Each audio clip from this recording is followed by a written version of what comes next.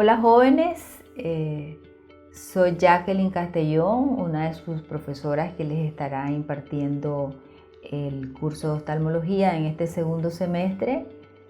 Lo vamos a hacer junto con doctora Rodas y doctora Gómez de manera virtual, ¿verdad? Porque en esta nueva normalidad pues es como lo vamos a hacer. Esta clase inicial, que es generalidades del globo ocular, le entra pues en su primera evaluación. En su primera evaluación les van a entrar cinco temas y el día de hoy pues vamos a iniciar con los aspectos generales del globo ocular. Antes de comenzar la clase pues yo les quería explicar un poquito la importancia de tener algunos conocimientos generales del globo ocular o del ojo, ¿verdad? El ojo pues es el órgano de la vista o de la visión. Es el más utilizado de los 5 sentidos, es un órgano sensorial completo y a pesar que es una región anatómica pequeña, tiene muchas complejidades.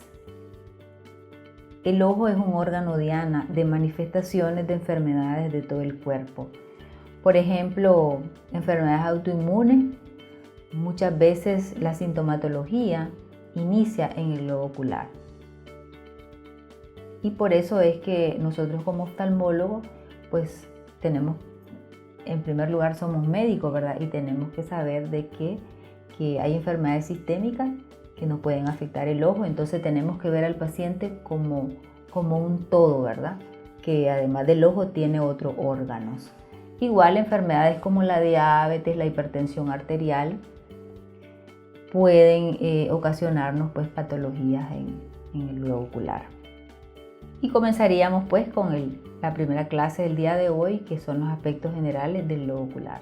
En esta imagen yo les voy a explicar todo lo de esta clase, ¿verdad? Entonces les recomiendo que en estas clases virtuales pues tengan a mano un lapicero, una libreta o un cuadernito para que ustedes vayan anotando algunos términos nuevos que ustedes escuchen y que no entiendan el significado, y que en su momento pues les vamos a explicar todas las dudas, ¿verdad? Entonces ese es un consejo para que lo tengan en cuenta. Entonces vamos a comenzar diciendo que el globo ocular pues es un segmento de esfera hueco, pero no con exactitud geométrica, ¿verdad? Que está ubicado en la parte anterior de la cavidad orbitaria. Ahí está alojado el globo ocular. El globo ocular consta de 3 capas. La capa externa o túnica externa, que está formado por la córnea, que es esta estructura que les estoy señalando aquí, que corresponde al sexto anterior de la túnica externa, y la parte posterior correspondería a la esclera. La esclera es esta parte, lo que cuando nos estamos viendo, ¿verdad? Personalmente nos vemos una parte blanca en el ojo, esa es la esclera, y corresponde a los 5 septos posteriores de la túnica externa, ¿verdad? La túnica externa es la túnica fibrosa, es la capa protectora del ojo, ¿verdad? Esa es su importancia.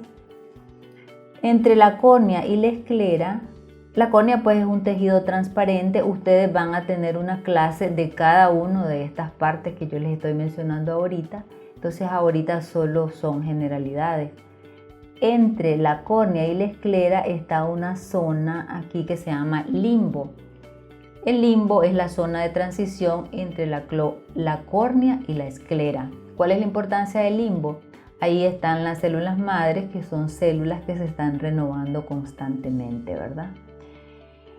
La otra capa que tiene el ojo o túnica es la túnica media. La túnica media es la túnica vascular, es la capa nutricia, la que nutre, ¿verdad? Porque están todos los vasos ahí que nutren a todas las estructuras del globo ocular. Entonces aquí vamos a tener en la parte anterior, tenemos el iris, o sea que la túnica media consta de 3 partes, ¿verdad? En la parte anterior tenemos el iris, que es esto que tenemos aquí. El iris es como un diafragma, ¿verdad? Es un músculo que tiene pigmentos y que hay de diferentes colores, ¿verdad? Desde azul claro hasta café oscuro, ¿verdad? En el centro del iris tenemos la pupila. La parte media de la uvea es lo que llamamos el cuerpo ciliar. El cuerpo ciliar, allí, ¿cuál es la importancia del cuerpo ciliar? Que ahí está un músculo. Este músculo, que se llama músculo ciliar, pues ayuda en el proceso de acomodación. Ese fenómeno de que nosotros miremos de cerca, que tengamos mirada lejana y mirada cercana, ese fenómeno se llama acomodación, ¿verdad? Y eso se da por la contracción del músculo ciliar, junto a otros fenómenos que ocurren aquí en esta estructura que les estoy señalando, que se llama zónula, que está a los dos lados, y está otro tejido que tenemos aquí que se llama cristalino o lente, ¿verdad? O lente. Ya vamos a hablar de él. Entonces, la importancia del cuerpo ciliar es que aquí, además de ser el músculo que participa en el fenómeno de la acomodación, que es el músculo que cuando nos vamos haciendo mayores ya necesitamos como de anteojos, ¿verdad? Para poder ver de cerca, porque este músculo ya se ha agotado un poco.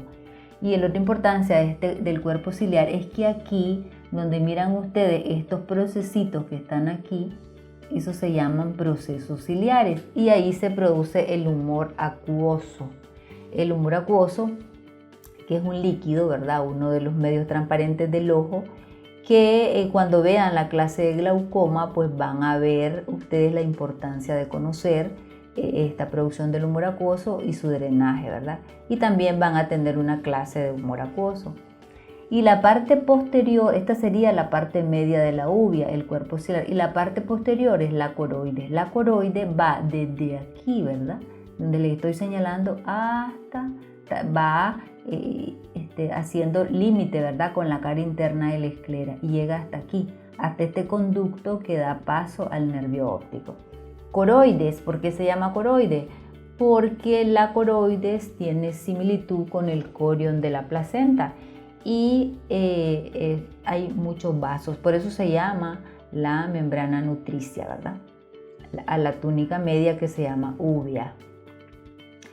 Y la otra capa que tiene el ojo es la túnica o capa interna, que sería la capa nerviosa o retina. Entonces la retina es la túnica interna, túnica nerviosa, y recibe ese nombre de retina, ¿ok? Entonces ya les he hablado de las tres capas, ¿verdad? Y pues vamos a hablar, como estamos hablando de generalidades, pues vamos a hablar también que el ojo tiene unas cámaras, ¿verdad? La cámara anterior, bueno, aquí tenemos la córnea, ¿verdad? La córnea tiene 5 capas, cuando hablemos de córnea vamos a hablar de ellas. Y tenemos este espacio que les estoy señalando. Este espacio que está entre el iris y la córnea se llama cámara anterior. Y aquí hay humor acuoso. Entonces el ojo tiene 3 cámaras, estamos hablando de las cámaras. El otro espacio, la otra cámara, es la cámara posterior, es este espacio que yo tengo aquí, entre la cara posterior del iris y la cara anterior del cristalino. Esta es la cámara posterior. Entonces, ya les decía que el humor acuoso se produce aquí, en los procesos ciliares. Luego ese humor acuoso pasa por aquí, por la cámara posterior, pasa por la pupila y llega a la cámara anterior y después inicia aquí hay un conductito que se llama canal de Schlenn. Allí inicia el drenaje del humor acuoso. Ahí va a pasar por un montón de conductos colectores, vasos, venas, hasta que llega a la aurícula derecha, que es el lugar final del drenaje, ¿verdad? Porque él es un líquido circulante que se renueva constantemente. La otra cámara o cavidad que tenemos es la cámara vítrea, que es esto que tengo aquí. Entonces allí hay una sustancia que se llama vitrio. El vitrio es como una gelatina, ¿verdad? Que tiene su importancia en mantener la tonicidad del ojo y en toda esta cavidad pues va a haber vitrio. El vitrio no debe de estar en la cámara posterior ni en la cámara anterior porque eso es anómalo. Ni el humor acuoso, que debe estar en la cámara anterior y cámara posterior, debe estar en el humor vitrio. Algo más que tienen que saber aquí de las generalidades, bueno, que el límite, bueno, anterior de la retina es aquí, ¿verdad? Este borde que tengo aquí festoneado, que es la hora serrata. La hora serrata está a 8 milímetros de limbo. El limbo es la referencia para todas las distancias de todos los diámetros que vamos a hablar más adelante. Entonces, la hora serrata, que es el límite anterior de la retina, está aquí, tenemos el limbo, recuerdan, entonces está a 8 milímetros del limbo. Tenemos aquí también en el ojo el cristalino o lente. El cristalino es uno de los medios transparentes del ojo, ¿verdad? Ya vamos hablando de los medios transparentes. La córnea es uno de ellos, el humor acuoso es el otro medio transparente, el cristalino es el otro medio transparente y el humor vítreo, son 4. Entonces, el cristalino es uno de los medios transparentes del ojo, es en el poder refractar, en el sistema dióptrico del ojo, el cristalino aporta a ese poder aproximadamente entre 15 y 20 dioptrías. La córnea, como es la más poderosa lente del sistema dióptrico, pues aproximadamente aporta 43 a 44 dioptrías, ¿verdad? El cristalino entre 15 y 20 dioptrías. El cristalino ya les había adelantado que junto con el músculo ciliar, pues el cristalino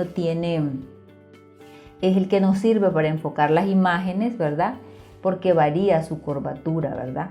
Varía su curvatura en las diferentes distancias. Entonces, el cristalino junto con el cuerpo ciliar que tenemos aquí, que es el músculo ciliar, y estas fibras que miran aquí suspendiendo al cristalino, si no tuviéramos estas fibras que se llaman zónulas, el cristalino se podría luxar hacia la cámara vítrea o se podría luxar a la cámara anterior.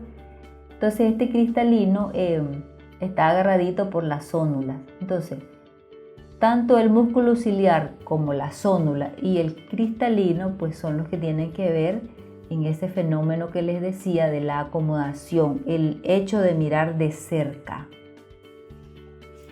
Bueno, en esta imagen creo que es lo que tenían ustedes que saber. Bueno, ya les había dicho que está ubicado en la cavidad orbitaria, en la parte anterior. Está unido el globo ocular a músculos extraoculares, músculos que vamos a adelantarnos para que me entiendan un poquito. Aquí tenemos el globo ocular con sus músculos. Todos los músculos se originan en la parte posterior, es decir aquí, más o menos aquí se originan los músculos, en el anillo de Zinc le llamamos, que es una área que está alrededor del conducto que da paso al nervio óptico. La mayoría se originan aquí, solo uno de ellos no, que ya les voy a explicar, y ellos se dirigen hacia adelante para insertarse en la esclera. Aquí vemos ya la imagen del músculo recto superior y aquí la del músculo recto inferior. Entonces aquí pues los músculos extraoculares son 6. Tenemos el recto superior, el recto inferior, el recto medio o interno, el recto lateral o externo y los oblicuos superior y el oblicuo inferior. Si se fijan en la inervación de los músculos extraoculares, también existe en el ojo ocular el músculo elevador del párpado superior, ¿verdad? Pero ese no se inserta en la esclera, por eso no lo mencionamos aquí. Él tiene más función en la elevación del párpado, que cuando veamos párpados vamos a explicarles más detalles de ese músculo. Entonces, si se fijan, la mayoría de los músculos extraoculares está inervado por el tercer par, o sea, el recto superior, el recto inferior, el recto medio interno por el tercer par y el oblicuo inferior por el tercer par. Solamente el recto externo está inervado la mayoría por el tercer par, ¿verdad? Y solamente el recto externo está inervado por el sexto par y el oblicuo superior por el cuarto par craneal. Entonces aquí en esta imagen vamos a ver, les puse esta imagen porque aquí vamos a ver qué función hace cada músculo, ¿verdad? Entonces, por ejemplo, el recto superior hace la función de mover el ojo hacia arriba, Esa es su función principal, moverlo hacia arriba. Tiene otras funciones secundarias, moverlo hacia adentro y efectuar una rotación en sentido nasal, como que se va a ver la nariz, ¿verdad? El recto inferior, que sería este que tenemos aquí, su función principal es mover el ojo hacia abajo. Y de forma secundaria, pues hace un movimiento hacia adentro y una rotación en sentido temporal. El otro músculo extraocular, el recto externo o recto lateral, él mueve el ojo hacia afuera, o sea, como que yo me voy a ver, si estoy moviendo el ojo derecho, como que voy a verme la oreja, ¿verdad? El recto medial o el recto interno nos va a mover el ojo hacia adentro, o sea, si fuera el ojo derecho, como que yo me voy a ver la nariz, ¿ok? El músculo oblicuo inferior, que lo tenemos aquí, él nos va a mover el ojo hacia arriba, ¿verdad? Esa es su función principal. Y hace una acción hacia afuera y efectúa una rotación en sentido temporal. Y el músculo oblicuo superior, que sería este que tenemos aquí, pues su función principal es mover el ojo hacia abajo, pero tiene también función secundaria, moverlo hacia afuera y efectuar una rotación en sentido nasal.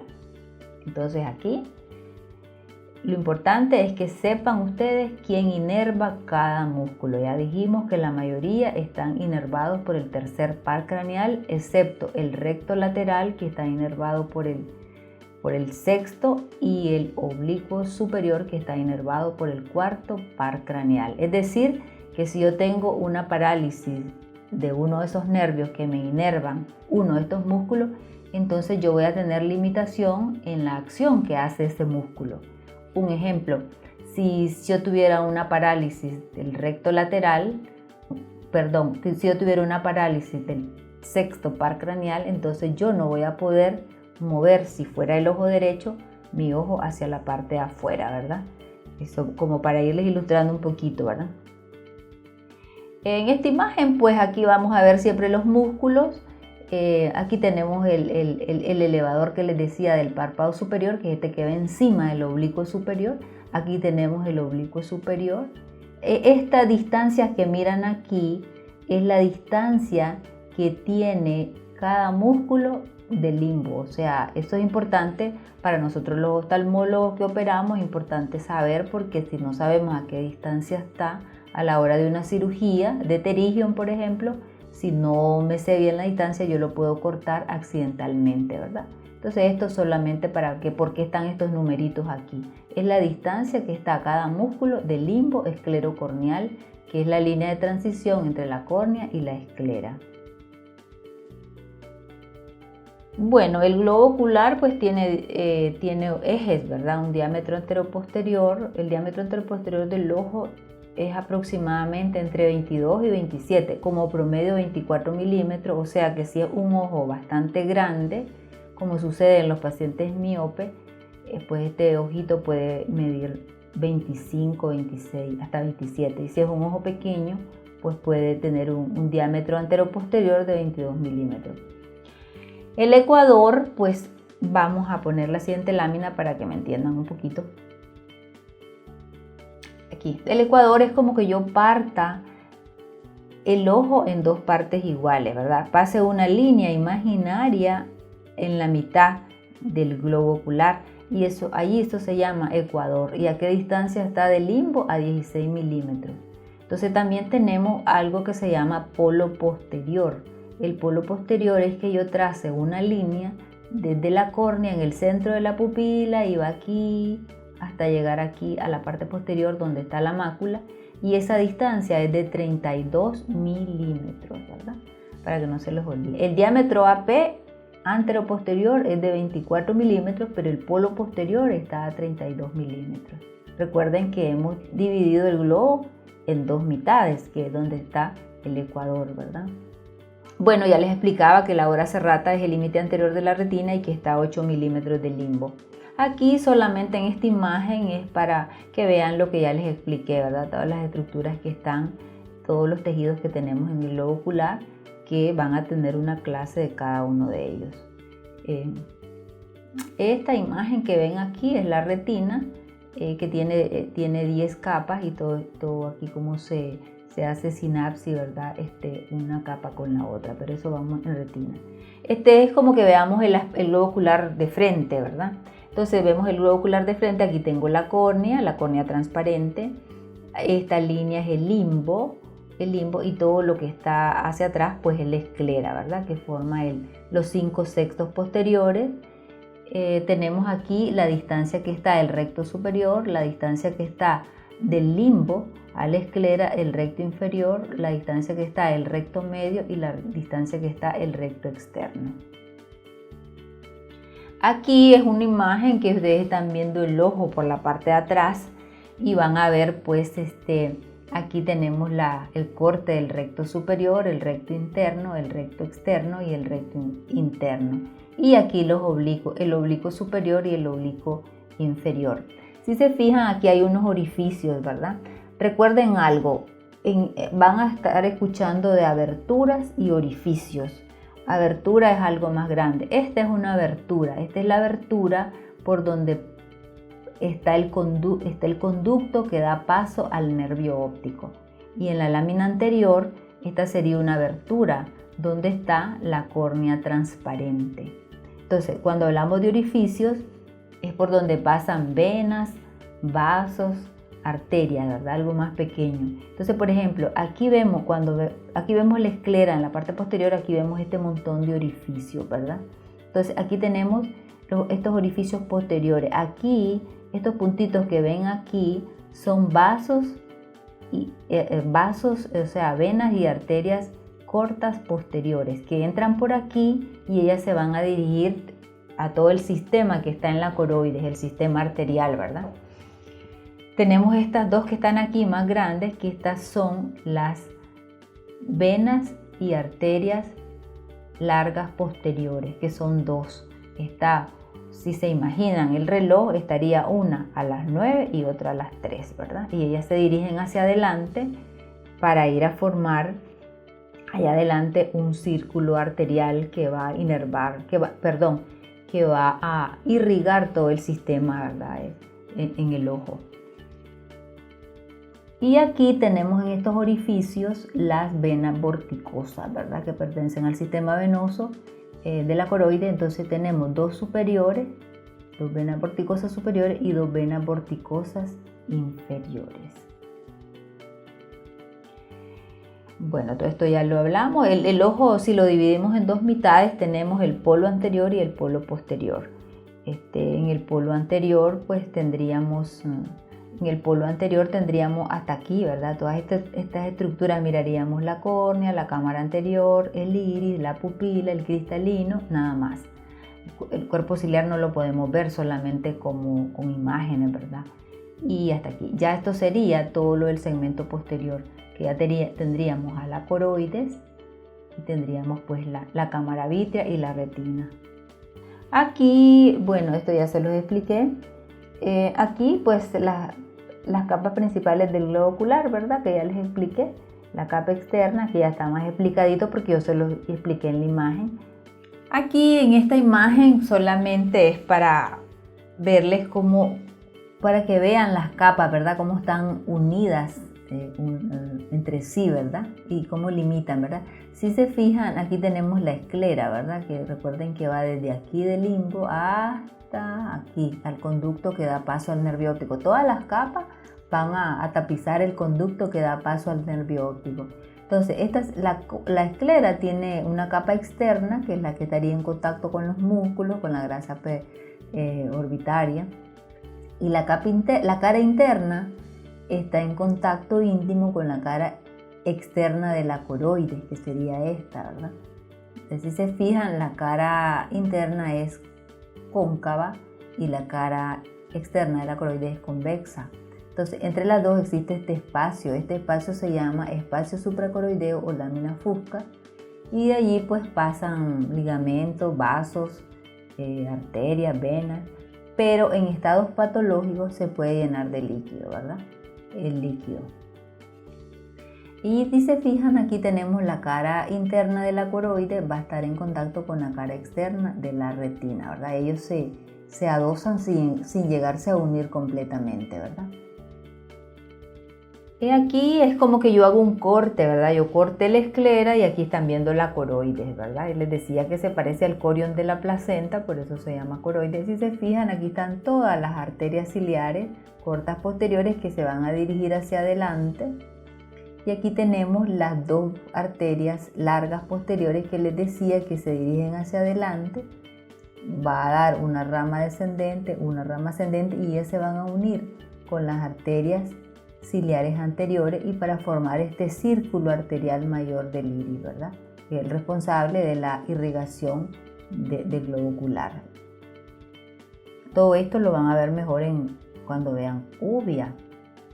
Allí pues ahí vemos una córnea pues que no se mira como tan sana porque vemos una opacidad aquí y vemos un ojito rojo, pero esa es la imagen que uno mira a ver real en un paciente. Entonces la córnea es como un lente, ¿verdad? El lente que tiene un gran poder refractivo en el ojo, ¿verdad? Por eso se llama la más poderosa lente. Y aquí tenemos una imagen de la coroides. Aquí el contenido intraocular que ya les había explicado. Aquí de lo que no les he explicado, aquí por ejemplo estas dos estructuras importantes que están en el cuerpo ciliar, que recuerden que el cuerpo ciliar es la parte media de la uvea o capa media. Entonces aquí vamos a tener estas dos áreas importantes, la pars pliccata que está a 2 milímetros de limbo y exactamente pars pliccata está a nivel donde están los procesos ciliares, ¿verdad? Donde se produce el humor acuoso. Y el otra área importante es pars plana, que está a 3.5 a 4 milímetros de limbo. Pars plana, ¿cuál es la importancia de pars plana? Que como es un área poco vascularizada, en esa zona es el puerto de entrada para cuando hacemos cirugías en el segmento posterior, por ejemplo cirugías de retina, cirugías de vitrio o cuando se aplican inyecciones intraoculares. Este es el puerto de entrada porque por aquí es donde uno mide de 3.5 a 4 milímetros y introduce la aguja o el equipo que va a introducir para hacer la cirugía del segmento posterior. Entonces aquí lo más relevante aquí porque lo demás yo ya se los expliqué. Ya habíamos hablado del humor acuoso, ¿verdad? Que se producía en los procesos ciliares, que está en el cuerpo ciliar, que más o menos aquí están los procesos ciliares, se produce aquí el humor acuoso y luego pasa a la cámara posterior que les había dicho, que está entre el iris y el cristalino. Aquí vayan siguiendo la flecha negrita.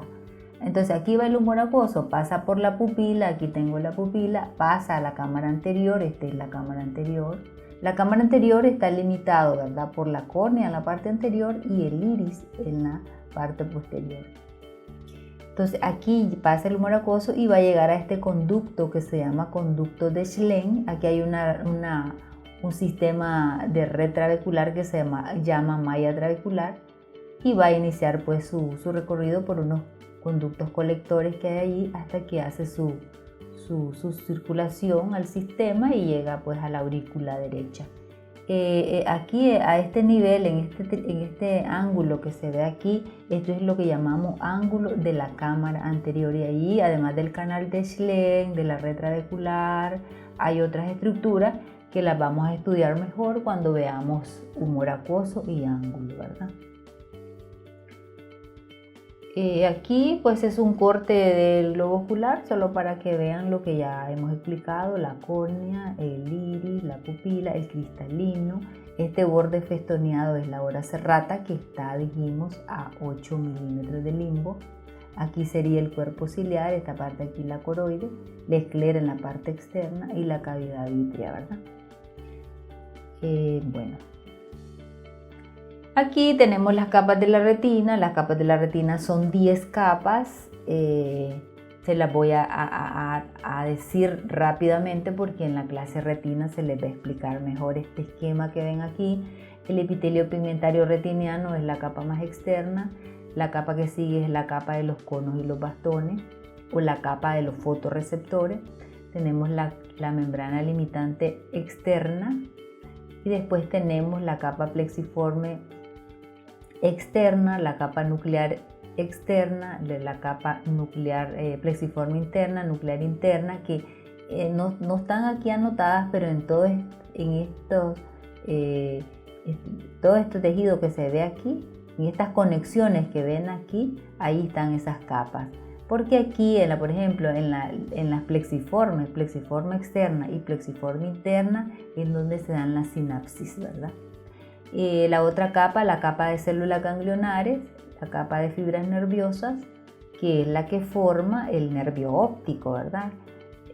La capa de fibras nerviosas y la capa limitante interna. Entonces son 10 capas que cuando estudien retina, la clase de retina se les va a explicar mejor. Aquí que las dos estructuras más importantes de la retina son el nervio óptico, porque es el nervio de la visión, y la mácula. La mácula, que es donde está el polo posterior, y en el centro tiene la fóvea. En la fóvea es el área de mayor agudeza visual, porque allí están los fotorreceptores, principalmente los conos, que son los que nos permiten que veamos nítido, que veamos los detalles, los colores, ¿verdad? Y el nervio óptico porque es el que una vez que se recibe la imagen de la parte exterior, llega la imagen, ¿verdad?, a la retina. Ahí esa imagen se va a transformar en un impulso nervioso que va a viajar por el nervio óptico a través de unas estructuras que conforman la vía óptica hasta llegar a la corteza occipital, donde está el centro de la visión, ¿verdad? Entonces, cuando veamos vía óptica, pues vamos a explicar más. Pero sí, estas dos estructuras, estas dos áreas son las más importantes de una retina normal. Esta es una retina normal, así van a ver cuando aprendan a hacer fondo de ojo, así se ve la retina, y estas son las dos áreas pues que prestamos más atención.